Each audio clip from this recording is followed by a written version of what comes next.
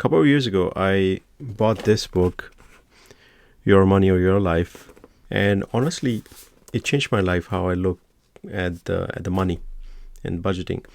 Now, I'm not a financial guru, not a financial expert or anything, but this book really helped me figure out the financial side of my life.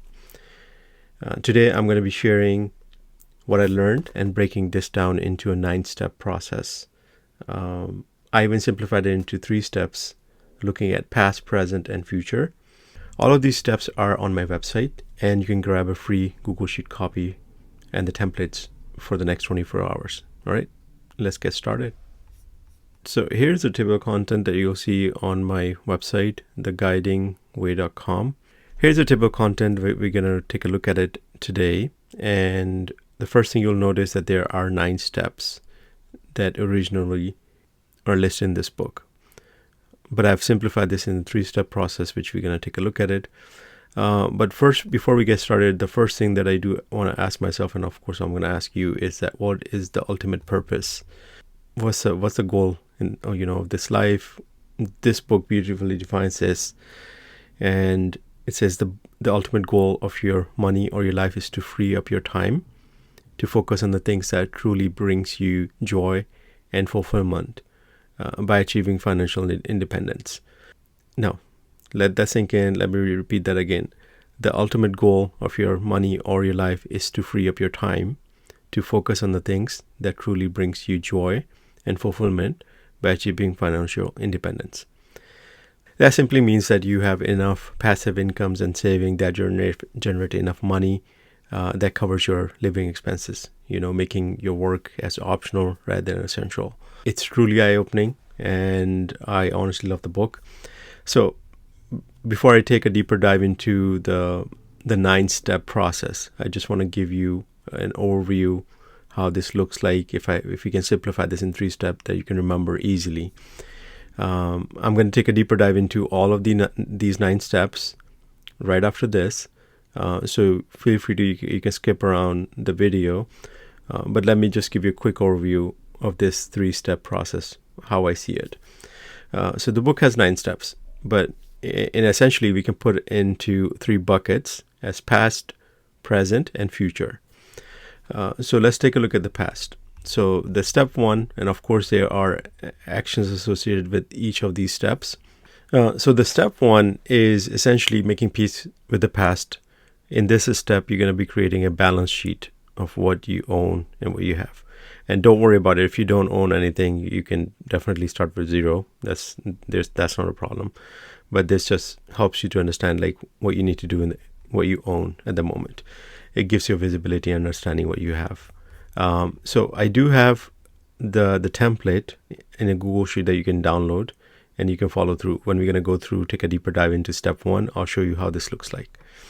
All right. Step 2 is being in the present moment, keeping track of everything that you spend. Now, income is pretty easy. Let's say if you're working, you have a weekly or monthly paycheck, and that's easy to track what's coming in. What's going out is pretty much a little bit difficult because you do need to write it down, what you're spending every day.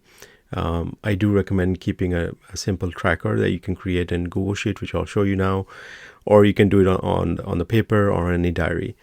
The 3rd step is to do a monthly tabulation, meaning that you need to create a monthly tracker where you can take a look at it overall, what you spent in the last 30 days. So I do have an example of a monthly tracker that you can utilize, which is again for free in the description. The step 4 is 3 questions. Actually, there are 4 questions, but the author talks about 3 questions in the subject. You write it down. You ask these questions based on what you have spent, if this is aligned with what your purpose and what your goal in life.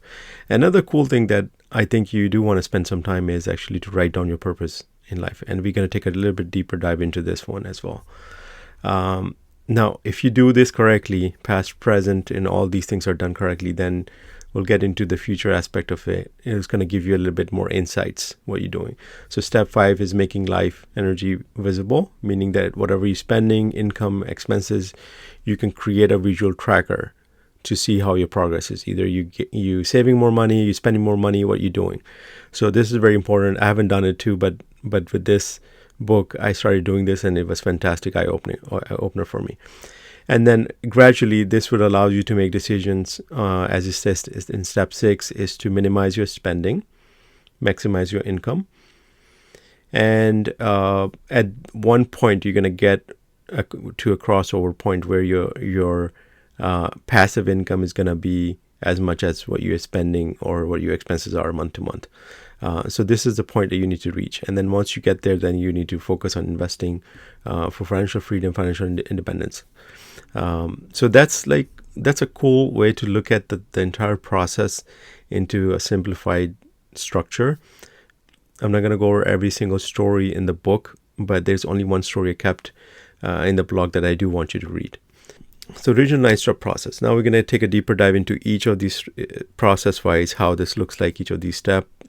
Now, one of the quotes that I love from the book is from Vicki is, the journey of financial independence involves transforming your relationship with money by understanding how you spend and earn in relation to your personal values. All right, let's take a quick look at the step 1, making peace with the past. So in this step, you do want to ask yourself these two important questions. How much money you earned in your life, and what have you got to show for it? Now, this step is actually very simple. You just need to create a balance sheet. Now, I'm going to give you a quick view of how this balance sheet looks like. I'll give an example. Now, take a moment. You can take a screenshot, as well as I do have a sheet that you can also do it here, the calculation wise. But let me just give you an example. So the author did talk about not to include the real estate. I did for an example, but you can remove it if you want. But essentially, list down all your assets. What you have, if you own a car, motorcycle, if you have cash in savings account, you have stock, 401k. Write down what you have right here, right? And then this gives you the total assets, and then your liabilities. If you have mortgage, your car loan, again, don't list mortgage, so you'll get a little bit more clarity, but you can, as an option I did, car loan, credit card payments, loan, any medical bill, and write down the total of these amounts. The total assets minus the total liability is going to give you the total amount. So the formula is, again, I listed here, total assets minus the total liabilities. So let's say in this example, we have $122,000 in assets, and the liabilities are $72,000. So your net worth is going to be $50,000. All right, so this sheet gives you the calculation. You can put the numbers in, and it calculates automatically to give you the right amount right here. Okay. Step 2, being in the present moment, tracking your life energy. Now, this step requires you to have a daily tracker. You can do it physically, or you can do it in Google Sheet.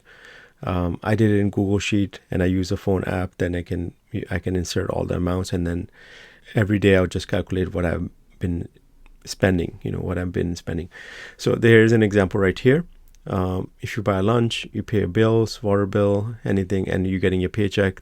Another thing you can do is put a category. Let's say if it's food, utility, transportations, or income. So it'll make it easier towards the end to do this summarized version of where are you spending money, where is it all going all together. So here's a daily tracker that I want to show you. This is in the same thing. You'll just put a quick description. You put a quick description right here, and then you put the amount, and then in the end, it's gonna gives you the total in the end right here, automatically calculated. Or you can use the sum function. Again, put the categories as well. That's what I recommend. Why every single cent? And the author talks about it. Actually, it is very funny, because we always think that we are not spending too much money, but when you really write it down every single day consciously and know what you're spending, then you realize, you will spend way too much money that you're thinking about it. So the author did write about this. Why every cent? Why we need to track of every single thing? Because it's the best way to become conscious of how money actually comes and goes in your life, as opposed to how you think it comes and goes. So this was very eye-opening, because I was, making $3,000, but I'm spending $6,000. Just an example. And as I keep track of things, I realize that I was spending way too much money. So this is really, really helpful that if you start doing this, the first way to become conscious of your present moment where you're spending and what you are making. So this gives you clarity. All right, step 3. So every month, you list down all your total expenses and your income into the categories that you generate, and you can.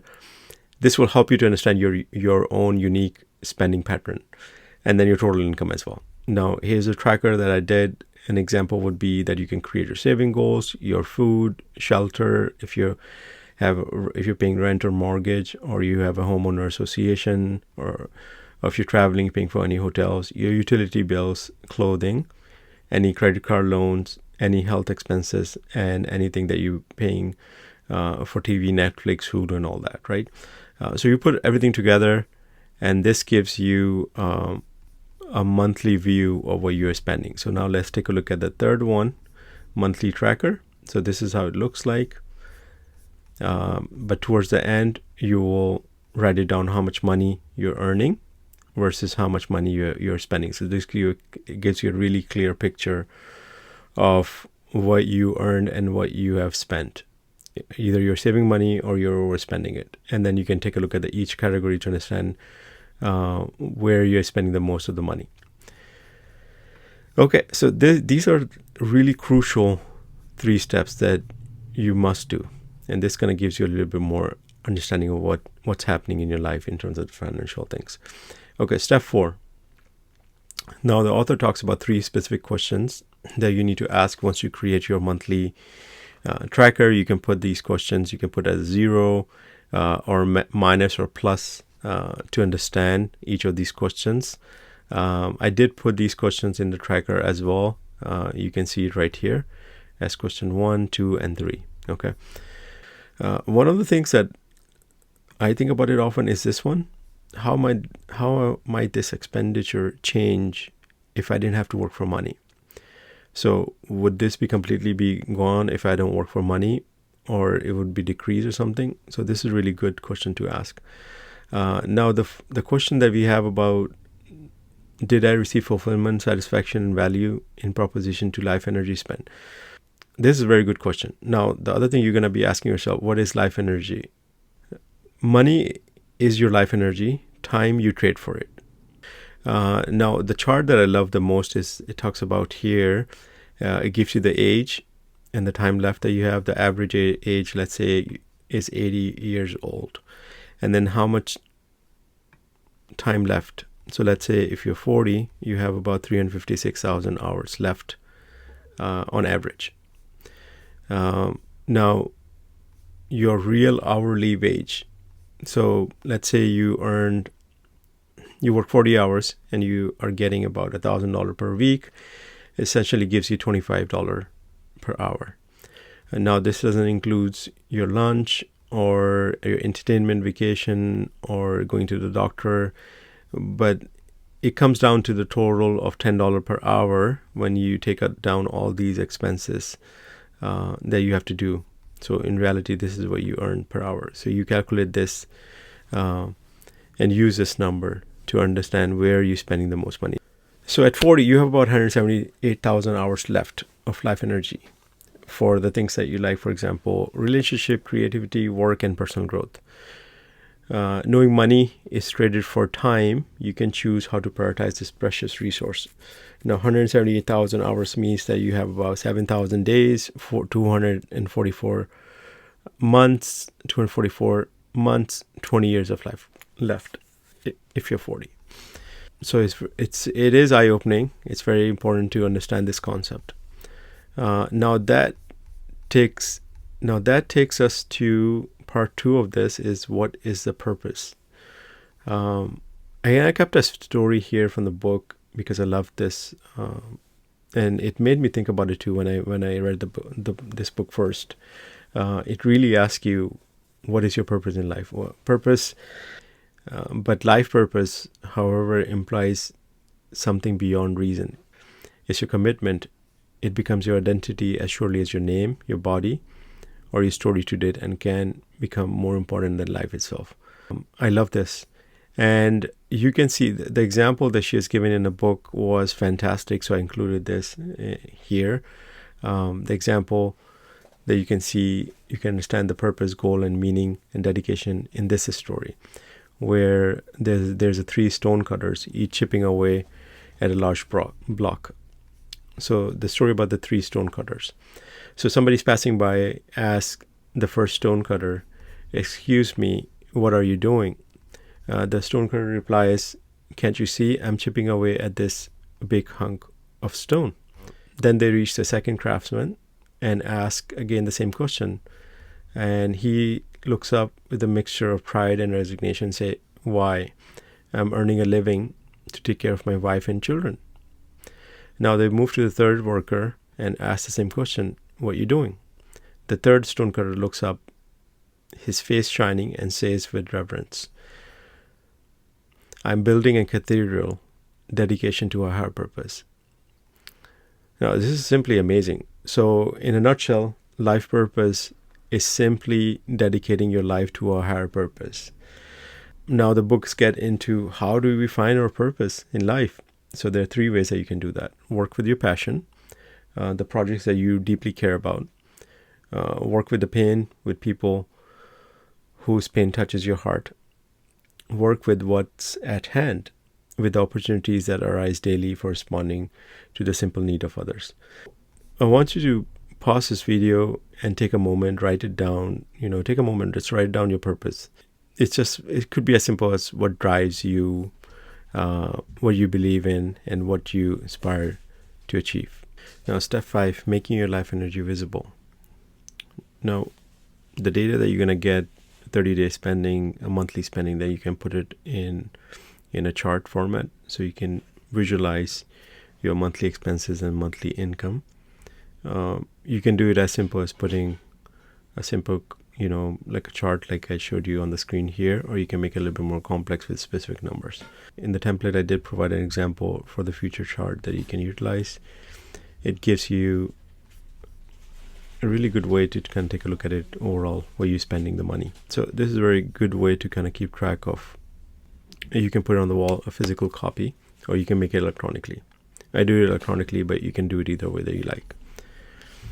Step 6 is valuing your life energy, minimizing spend. Now, of course, once you get to this level, you will know that you're overspending money. Then there's definitely some ways to help you save. One way for sure is to stop impressing other people. And then there's definitely a 10-step checklist that you provide in the book, which is think before you spend. Number 1, don't go on shopping, live within your means, take care of what you have, wear it out, do it yourself, anticipate your needs, research value, quality, durability, and price, buy it for less, meet your needs differently, and follow the 9-step of this program. Now, the most important one that I think I found is taking care of your body. Medical costs are high, so staying well is really good for your wallet as well as for your body. Basic things you can do is have a healthy diet, exercise, good rest, and low stress. Prevention is the key. So in this step, you're basically going to be more conscious about what you spend. It doesn't mean that you don't spend any money at all. You do spend money on the things that you love the most and you value the most. Learn to choose quality of life over a standard of living. Step 7 is valuing your life energy, maximizing income. So you'll get an understanding that the work that you do, you have to be passionate about. I work 9 to 5 and I love my job, but you're always looking for ways to maximize your earning by getting more courses, getting your degrees, getting education, learning new skills. So this talks about redefining your work. Now, the action this is, again, increase your income by valuing the life energy you invest in a job, exchanging you for the highest pay consistent with your health and integrity. Now we reach to the last step, which is the capital and the crossover point. I want to explain this a little bit. So let's say if you are here, this is your income, this is your expenses, and then this is where your monthly investment income is coming. Now you're here. You need to reach at this point. The crossover point talks about this, where your passive income gets to the level and covers all your expenses. when you reach to the crossover point, you're truly achieving the financial independence or financial freedom. So this is very crucial to understand how much time it's going to take you. So you do investment in properties, in 401k, to make sure that you generate enough passive incomes for your business and from your job that you get to this point. The last step is investing for financial independence. Whatever money that you're saving each month, you put it towards your financial goal. The capital is income producing core for your financial independence. Let's say you buy a commercial property and you rent it out, you get the rental income. You buy a house, you rent it out, you get the rental income. So that's what it means. Cushion is you need to have some cash in your account to cover the 6 months of expenses. The surplus that you are getting, the money from saving every month, that you can put it towards for your investments. Now, I hope you enjoy the entire book review process. It was a little bit more in-depth than what you usually find on YouTube. To make it easier for you to remember, just always think of it as past, present, and future bucket approach. It gives you understanding of what you need to do at what point in life. Once you're done with the step 1, you can fill out this sheet, the second sheet, to keep track of money coming in and going out. Then you have a monthly tracker. Then you write down your purpose, and of course, and you visualize all these things happening where you are heading towards in life. Again, this template is for free. You can download this right now for the next 24 hours. It's going to give you the whole insights. You can keep it. You can make a copy, and you can make it, and you can make it your own. Let me know if you have any questions. I would love to get your feedback, and appreciate your time today. Thank you so much.